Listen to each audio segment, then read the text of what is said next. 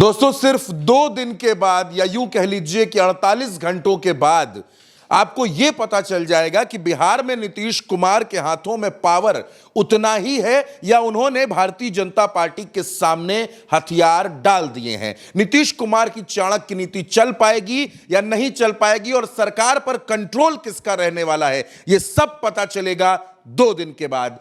भरत जी मेरे साथ मौजूद है। भरत जी, 2 दिन के बाद बिहार में एक बड़ा घटनाक्रम होने वाला है, क्या कुछ होने वाला है और नीतीश पर सवाल कैसे आ रहे हैं? देखिए, टकराव बिहार की सरकार में अभी से दिखाई देने लगे हैं। पहली 2-3 बातें मैं आपको बताऊंगा। सबसे पहली बात आपको ये बताता हूं कि बिहार के भीतर नीतीश कुमार का ये मॉडल बुलडोजर मॉडल नहीं रहा है, जो बुलडोजर मॉडल अब भारतीय जनता पार्टी फॉलो कर रही है। ये देखिए वो तस्वीरें, जो बिहार के भीतर इस समय घटित हो रहा है। बिहार के भीतर धकापेल बुलडोजर चल रहा है चंद्रकांत जी, लय बुलडोजर धय बुलडोजर। ऐसा लग रहा है जैसे भारतीय जनता पार्टी अपने आप को स्थापित करने। हेडलाइन देखिए, आइए। बिहार में गरज रहा योगी का बुलडोजर मॉडल, अब मुजफ्फरपुर में अवैध निर्माण पर चला महाबली। ठीक है, चलिए ये पढ़ लिया आपने। दूसरी हेडलाइन दिखाते हैं। हेडलाइनों कमी नहीं है। बिहार में 1200 से अधिक माफियाओं की हुई पहचान, बुलडोजर से अतिक्रमण हटाने का कार्य तेज। और गोदी मीडिया इस बुलडोजर नीति को बड़ा बढ़ा चढ़ाकर दिखा रही है और ये दिखला रही है कि पूरा पावर, पूरा सत्ता का जो केंद्र है वो सब भारतीय जनता पार्टी के हाथ में आ गया। जैसे उत्तर प्रदेश में बुलडोजर चल रहा है, जैसे दूसरी में मध्य प्रदेश में चला, उत्तराखंड में चला, और जैसे इन लोगों ने महाराष्ट्र में, वैसे ही अब कब्जा कर लिया है बिहार के ऊपर। यह बुलडोजर, लैब बुलडोजर, धय बुलडोजर, 1200 माफियाओं की पहचान हो गई है। तो चंद्रकांत जी ये बताइए, ये अब तक इन लोगों को रतौंधी आ रही थी कि मोतियाबिंद था या कि मोटा चश्मा लगा कर रह रहे थे कि 20 साल से ये माफिया नहीं पहचान पाए बिहार के भीतर, और अब जब जनता ने पावर दे दी है, थोड़ा वोट ज़्यादा कर दिया है, तब ये माफिया पहचान लिए। जिनको इतनी तगड़ी रतौंधी आती है कि अनंत सिंह जैसा माफिया नहीं पहचान पाते हैं और उसके लिए वोट मांगते हैं ये लोग, वहाँ जाकर बताते हैं अनंत सिंह को फंसाया जा रहा है, और ये लोग माफिया पहचान ले रहे हैं बिहार में कि अब 1200 माफिया हमने पहचान लिए।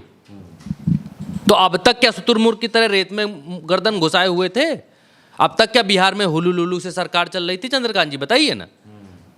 आप ये बुलडोजर चला रहे हैं 1200। अब तक इनको अतिक्रमण नहीं दिखाई दे रहा था 20 साल से, और अब अतिक्रमण। ये दरअसल क्या है कि नीतीश कुमार की उस नीति को रौंदने की कोशिश हो रही है। नीतीश कुमार की बिहार में बिल्कुल क्लियर कट अघोषित नीति ये थी कि भाई किसी गरीब को सताया नहीं जाएगा, उनका मकान, दुकान, कार्यालय, उनका सब गिराया विराया नहीं जाएगा। एक तो बड़ा मुश्किल से बिहार में कोई आदमी कुछ बना पाता है और बड़ा मुश्किल से घर तैयार करता है, दुकान तैयार करता है, कुछ उसमें करने की कोशिश करता है। वैसे ही सब भागे जा रहे हैं गुजरात, वैसे ही सब भागे जा रहे हैं महाराष्ट्र, वैसे ही सब भागे जा रहे हैं दिल्ली, हरियाणा भागे जा रहे हैं, पंजाब में खेती किसानी कर रहे हैं, मजदूरी कर रहे हैं, लेबराई कर रहे हैं। तो यहाँ अगर कोई दुकान लगा के बैठा है तो फिर उसकी दुकान पर बुलडोजर क्यों चलाना?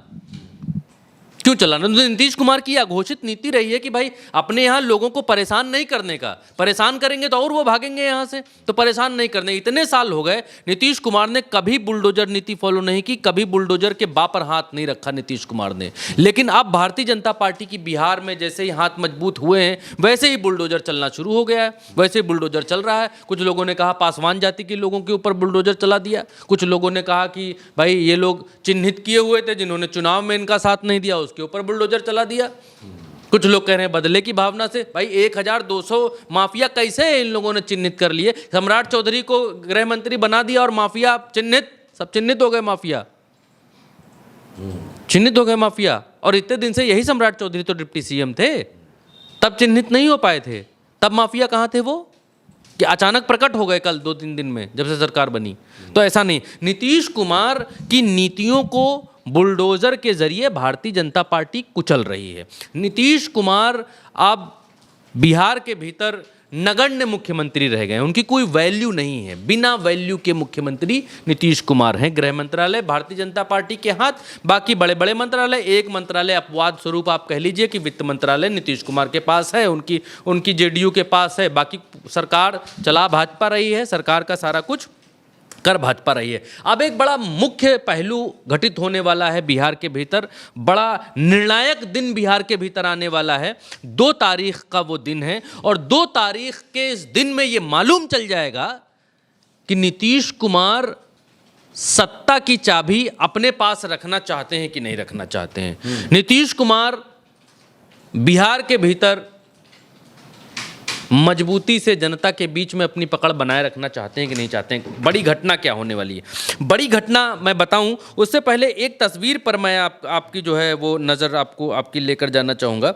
तस्वीर ये है चंद्रकांत जी कि अभी जीत का जश्न मनाने के लिए, आइए दिखाइए, जीत का जश्न मनाने के लिए लोग इकट्ठा हुए। भारतीय जनता पार्टी के जेपी नड्डा हैं, अमित शाह हैं और ये सब हाथ जोड़े हुए लोग खड़े हुए हैं कि हाँ भाई हम लोगों ने बड़ी मेहनत की, तपस्या की और उस तपस्या के फलस्वरूप, इधर देखिए, उस तपस्या के फलस्वरूप ये देखिए विजय सिन्हा हैं, है ना, और ये केशव प्रसाद मौर्य हैं। बिहार में जितने लोगों ने मेहनत की और ये आभार, इधर देखिए, ये आभार का मसला था कि आभार जता रहे हैं, BL संतोष बैठे हुए हैं, सब आभार जता रहे हैं लोग कि भाई आभार। लेकिन इस जीत में भारतीय जनता पार्टी जो जीती है बिहार के भीतर, या NDA कह लीजिए जीता है, उसमें नीतीश कुमार का बहुत बड़ा योगदान, बहुत बड़ा योगदान। भारतीय जनता पार्टी कुछ कर ही नहीं सकती थी नीतीश कुमार के बिना, और नीतीश कुमार को पूछा तक नहीं इन लोगों ने। चेहरा नीतीश कुमार के उस पर लड़े सबको। आप ये कह सकते हैं कि अरे भरत जी ये तो भारतीय जनता पार्टी की धन्यवाद थी, इसमें नीतीश कुमार को क्यों बुलाएं जी, क्यों नीतीश कुमार को बुलाएं। लेकिन ये भारतीय जनता पार्टी का धन्यवाद नहीं था, ये बिहार में जीत को लेकर आभार जताने का कार्यक्रम था। और इस कार्यक्रम में ये था कि जिन लोगों की वजह से बिहार में जीत हासिल हुई उनका आभार, तो सबसे बड़ा आभार तो नीतीश कुमार का करना चाहिए। चलिए एक बार आपकी ये बात मान लेते हैं कि हमने अपने लोगों का आभार माना और बीजेपी के लोगों को आभार माना जीत के लिए, और नीतीश कुमार, तो यहाँ से एक चीज़ क्लियर कट दिखाई दे। चलिए आप अब अपना आभार मान रहे हैं, क्लियर कट दिखाई देता है कि भारतीय जनता पार्टी कहीं ना कहीं एकला चलो के नारे पर बिहार में है, इसमें कोई दो राय नहीं है। भारतीय जनता पार्टी को आज नहीं कल मौका मिलेगा तो कल नीतीश कुमार को किनारे करेंगे, परसों मौका मिलेगा परसों नीतीश कुमार को। मुख्यमंत्री कौन नहीं बनना चाहता है, कौन नहीं बनना चाहता है चंद्रकांत जी? ऐसे मुंह से तो कोई भी कह दे आपको मुख्यमंत्री बनाया जाए बिहार का, भारतीय जनता पार्टी से बनिएगा तो आदमी बनेंगे। विजय सिन्हा, सम्राट चौधरी मुख्यमंत्री बनिएगा तो बनेंगे। भारतीय जनता पार्टी तो इतने दिन से कह रही थी, खैर वो बात छोड़ दीजिए, पुरानी बात हो गई, आप कहेंगे रिपीट कर रहे हैं। अब 2 तारीख को बड़ा मौका है नीतीश कुमार के पास। मसला ये है कि स्पीकर का चुनाव होना है, और स्पीकर वो चाबी है जो सरकार गिरने से, सरकार बने रहने में, सरकार को गिरने जाने में बड़ी मेन महत्वपूर्ण कुंजी की भूमिका अदा करता है। सरकार का जो रूपी ताला है उसकी कुंजी स्पीकर होता है। अब स्पीकर चाहेगा तो अयोग्य ठहराएगा विधायकों को, अयोग्य ठहराएगा विधायकों को, स्पीकर चाहेगा तो बोलने देगा, स्पीकर चाहेगा नहीं बोलने देगा। स्पीकर की मर्जी पर डिपेंड बहुत सारी चीज़ें करती हैं, वो मुझसे बेहतर आप जानते हैं। अब मसला ये है कि स्पीकर के चुनाव के लिए चंद्रकांत जी वोटिंग होती है। एक मसला ये भी है कि स्पीकर के प्रत्याशी के तौर पर कोई भी विधायक, 243 में से कोई भी विधायक चुनाव लड़ने के लिए, स्पीकर का चुनाव लड़ने के लिए खड़ा हो सकता है। अब मसला ये है कि आप ये कहेंगे कि नीतीश कुमार के पास तो 85 विधायक हैं, भारतीय जनता पार्टी के पास 89 विधायक हैं, तो भारतीय जनता पार्टी तो ऐसे ही नंबर गेम में ज़्यादा हुई, नीतीश कुमार के पास ज़्यादा विधायक है नहीं। तो स्पीकर अगर चुनाव की भी नौबत आई, अगर नीतीश कुमार ने सर्वसम्मति नहीं दी कि चलो तुम अपना बना लो, या भाजपा ने नीतीश कुमार को नहीं कहा कि चलो तुम अपना बना लो, तो चुनाव की स्थिति आई तो भाजपा तो वैसे भी जीत लेगी। लेकिन यहाँ पर एक ट्विस्ट है। ट्विस्ट ये है चंद्रकांत जी कि अगर नीतीश कुमार चाहें, क्योंकि आज की तारीख में भी आरजेडी नीतीश कुमार के लिए कहीं भी नफरती बॉडी लैंग्वेज में दिखाई नहीं देती है, या और भी कोई दल नीतीश कुमार के लिए दुराग्रह की भावना रखते हुए हमने चुनाव इलेक्शन के बाद भी ऐसा देखा और इलेक्शन के पहले भी ऐसा देखा कि नहीं है। अगर नीतीश कुमार महागठबंधन से मदद मांगते हैं कि हम फलाने विधायक को इशारा करेंगे, फलाना विधायक हमारी तरफ से खड़ा होगा और आप सब लोग वोटवा देके उसको जिताइएगा, भाई जिता सकते हैं, वोट तो बंद पड़ता है, वोट तो देख के दिखाई देता नहीं है।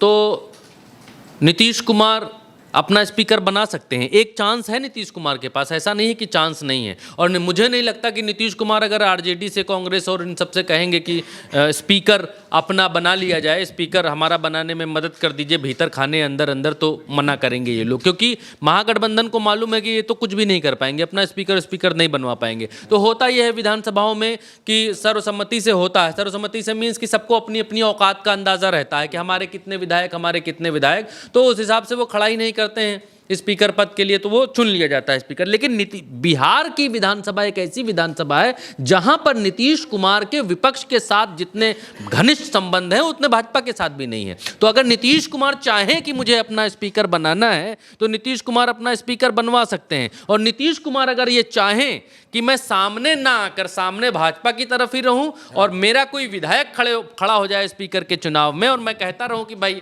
मान ही नहीं रहा है, हम क्या करें, इतनी बार कहे मान ही नहीं, बैठे ही नहीं रहा है, तो हारिए न जाएगा, तो फिर क्या दिक्कत है, खड़ा होने दीजिए, कोई बात नहीं। और उसको महागठबंधन और अपने लोगों से क्या जीत हो नहीं सकती? हो सकती है। नंबर गेम तो ये कहता है कि भारतीय जनता पार्टी, अगर नीतीश कुमार भारतीय जनता पार्टी का साथ ना दें और महागठबंधन के साथ आ जाएं तो 126 विधायक हो जाते हैं नीतीश कुमार के साथ में। तो नीतीश कुमार उधर भी सरकार बना सकते हैं, नीतीश कुमार इधर भी सरकार बना सकते हैं, इसमें कोई दो राय नहीं। तो 2 तारीख ये बताएगी कि नीतीश कुमार ने भारतीय जनता पार्टी के बुलडोजर राज पे मोहर लगा दी है या नीतीश कुमार अभी भी बिहार के लोगों के लिए संघर्ष करना चाहते हैं, या फिर नीतीश कुमार ने जेडीयू का भाजपाकरण होना अपना लिया है। ये 2 तारीख को मालूम चलेगा कि नीतीश कुमार की रीढ़ की हड्डी में अभी भी कितना दम बाकी बचा हुआ है। क्योंकि जो पॉलिटिकल इक्वेशंस हैं वो पॉलिटिकल इक्वेशन ऐसे नहीं है कि नीतीश कुमार बेहद मजबूर हो, नीतीश कुमार भारतीय जनता पार्टी के कदमों में पड़े रहें, ऐसी स्थिति आ गई है।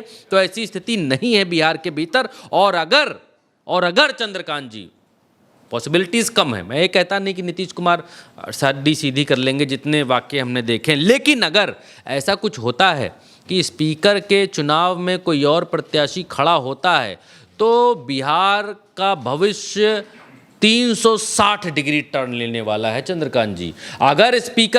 अगर भाजपा का स्पीकर ना होकर नीतीश कुमार का स्पीकर होता है तो ये बिल्कुल क्लियर कट हो जाएगा कि भारतीय जनता पार्टी के मुंह में लगाम पड़ जाएगी अगले 5 साल के लिए। और चंद्रकांत जी, इसमें कोई दो राय नहीं है।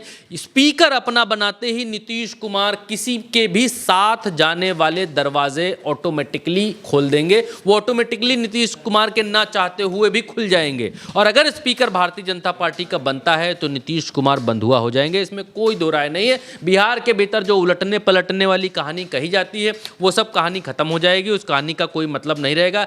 एक ही शर्त है कि नीतीश कुमार अगर अपनी राजनीतिक आजादी बिहार के भीतर चाहते हैं चंद्रकांत जी, तो नीतीश कुमार को स्पीकर अपना रखना होगा। स्पीकर अगर अपना रखते हैं तो कल को भारतीय जनता पार्टी से टूटकर अगर भारतीय जनता पार्टी कुछ ऐसा करती है जो उनको पसंद नहीं आता है, नीतीश कुमार दूसरी जगह सरकार बनाना चाहते हैं, तो उनके पास चाबी होगी। लेकिन स्पीकर अगर भाजपा के पास गया तो सारे दरवाजे बंद और वो दरिया में फेंक दी चाबी वाला हो जाएगा हाल नीतीश कुमार के साथ बिहार के भीतर। तो अब नीतीश कुमार के साथ में अभी भी एक प्लस पॉइंट है 2 तारीख के लिए। क्या होता है 2 तारीख? बिहार का बड़ा अहम दिन 2 तारीख को साबित होने वाला है। तो दोस्तों 14 नवंबर से भी ज़्यादा महत्वपूर्ण दिन 2 दिसंबर होने जा रहा है। 2 दिसंबर की ये तारीख ये बताएगी कि नीतीश कुमार अभी कितने मजबूत हैं और कितने कमज़ोर हो चुके हैं। फिलहाल इस चर्चा में मेरे साथ और भरत जी के साथ इतना ही। उल्टा चश्मा यूसी के साथ बने रहिए, सब्सक्राइब कीजिए। नमस्कार।